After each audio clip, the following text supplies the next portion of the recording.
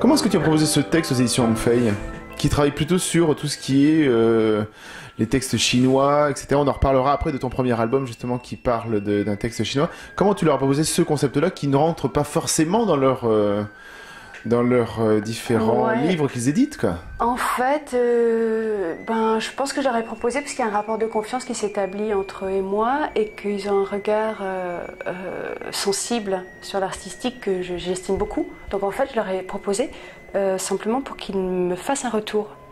Et je ne leur ai pas proposé pour qu'ils l'éditent, puisque leur ligne éditoriale, c'était des textes chinois édités par des illustrateurs français. Donc j'étais ravie quand ils m'ont proposé de l'éditer, en fait.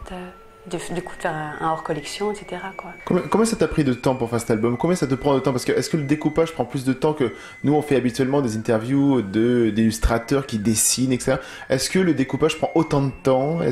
Combien ça t'a pris de toi?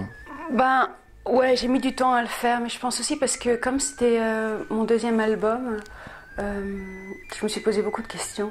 Le premier, c'était fait comme ça, dans un élan, et le deuxième, comme en plus j'écrivais le texte, j'ai fait beaucoup de détours. En me disant, ouais, je pourrais travailler par ordinateur. J'ai essayé, c'était une catastrophe. Ensuite, j'étais appelée par plein de techniques que j'avais vues, en fait, avant de revenir finalement à la mienne, en me disant que c'était ça qu'il fallait que je travaille. Donc effectivement, j'ai mis, je sais pas, peut-être 4-5 mois à faire l'ensemble des images. Alors cet album, c'est justement, donc, on vient de le dire, ton deuxième, et en 2008, donc, le premier album que tu as fait chez Hongfei s'appelle Marée d'amour dans la nuit, qui est, en fait, tu illustrais un texte chinois de 1920. Alors comment avais-tu appréhendé ce texte à l'époque? Comment on te l'a confié, ce texte, et comment tu t'en es emparé pour créer ton univers autour de ceci? Alors comment me l'a présenté, en fait, c'est par...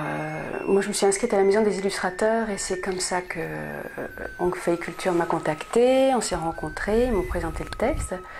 Et après, encore une fois, je sais pas trop dire comment je m'en suis emparée, c'est une question de sensibilité, quoi. Je pense que je me suis un peu identifiée à l'enfant, ensuite un peu à la lune, un peu aux choses qui me parlent, et puis voilà, j'en ai fait des Tu avais images. présenté plusieurs textes avant ou Ils m'en ont présenté 2 sur lesquels je devais travailler. Et en fait, le deuxième, pour des questions de planning, finalement, ne s'est pas fait. Mais il n'y a pas eu un choix.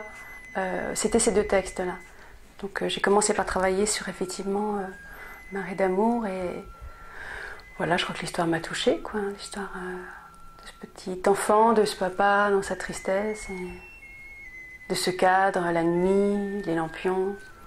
Alors, j'imagine pour la suite que tu as d'autres projets. Est-ce que tu vas tenter de nouvelles techniques ou est-ce que tu es à l'aise avec celle-ci et tu continues pour les suivants? Je pense qu'il y a encore... j'ai de quoi faire autour de celle-ci. Je pense qu'il y a plein de choses à expérimenter autour de cette forme, là, de la table lumineuse et puis des papiers, des silhouettes et tout ça.